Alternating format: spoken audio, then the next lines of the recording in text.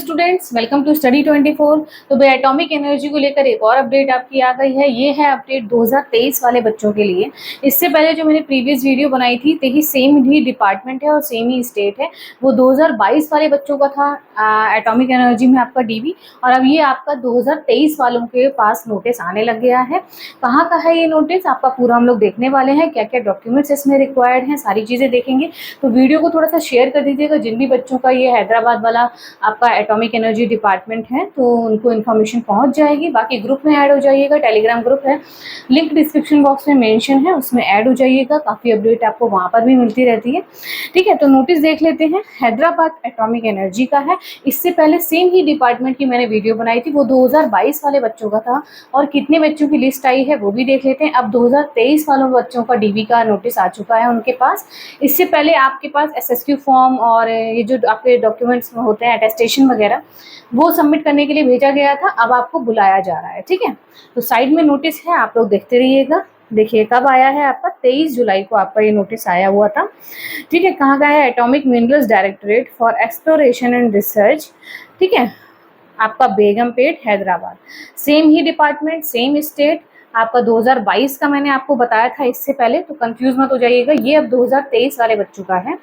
ठीक है, क्या बोला गया है देखिए, लिखा भी है इसमें, recruitment to the post of work assistant in AMD against SSC MTS exam 2023। ठीक, on scrutiny of the application attestation SSQ form, सारी चीज़ें जो आपने सबमिट करी, जो भी अपने डॉक्यूमेंट्स भेजे थे, उन सबकी स्क्रूटनी होने के बाद क्या बताया गया है, has the following candidates are requested to report at AMD Begumpet Hyderabad on 21 August, यानी कि आपको 21 अगस्त को बुलाया गया है। ठीक है, 21 अगस्त को बुलाया गया है। यहाँ पर आपको यहाँ पर पहुँचना है, जो भी इनका एड्रेस दे रखा है अपना। कौन कौन से बच्चों को बुलाया गया, देखिए 15 बच्चों की लिस्ट है, 1 से 15 आप देख रहे हैं, विष्णु कुमार, प्रताप सिंह, ये सारे बच्चों को यहाँ पर बुलाया गया है। 21 अगस्त को आपको यहाँ पर जाना है हैदराबाद में, इस वाले एड्रेस पर। और क्या लिखा है देखिए, candidates are directed to adhere all the guidelines mention in the advertisement of SSC MTS. सारी गाइडलाइंस आप पूरी कर रहे हो एमटीएस की। ठीक है, your attention is also invited to guidelines mention in the advertisement regarding DV. DV के रिगार्डिंग भी जो भी इनके नोटिस में जो पॉइंट्स हैं उनको वो भी आप फॉलो कर रहे हो। ठीक है, you are required to produce all original certificates as mention in the advertisement. DV के टाइम पर कौन कौन से डॉक्यूमेंट्स लेकर जाने हैं वो सारे आप नोटिस में अच्छे से पढ़ ही लिया होगा आपने। मैंने भी आप लोगों को बता रखा है पहले भी कौन कौन से डॉक्यूमेंट्स हैं, इन्होंने भी यहाँ पर बताया है। वो सारे डॉक्यूमेंट्स आपको ओरिजिनल लेकर जाने हैं। ठीक है, no travelling allowance will be paid to the candidates. कोई भी आपको यात्रा भत्ता दिया जाने वाला नहीं है यहाँ पर। फिर आपका है, this letter with the following documents in original are required to be produced at the venue. जब आप वेन्यू पर पहुंचे, यानी कि आपका पहुंचना है 21 अगस्त को, तो वहां पर कौन कौन से डॉक्यूमेंट्स आपको लेकर जाने हैं एक बार ये देख लीजिए। ठीक है, क्या है, all education qualification supported by appropriate marksheet. सारी आपकी क्वालिफिकेशंस जो भी आपने फॉर्म फिलिंग के टाइम पर फिल करी थी वो सारी आपको लेकर जानी है। Valid proof of date of birth का, डीओबी का सर्टिफिकेट, अगर नहीं है तो 10th की मार्कशीट चल जाती है। कास्ट सर्टिफिकेट, जो भी आप जिस भी कास्ट से बिलोंग करते हैं वो आपको लेकर जाना है।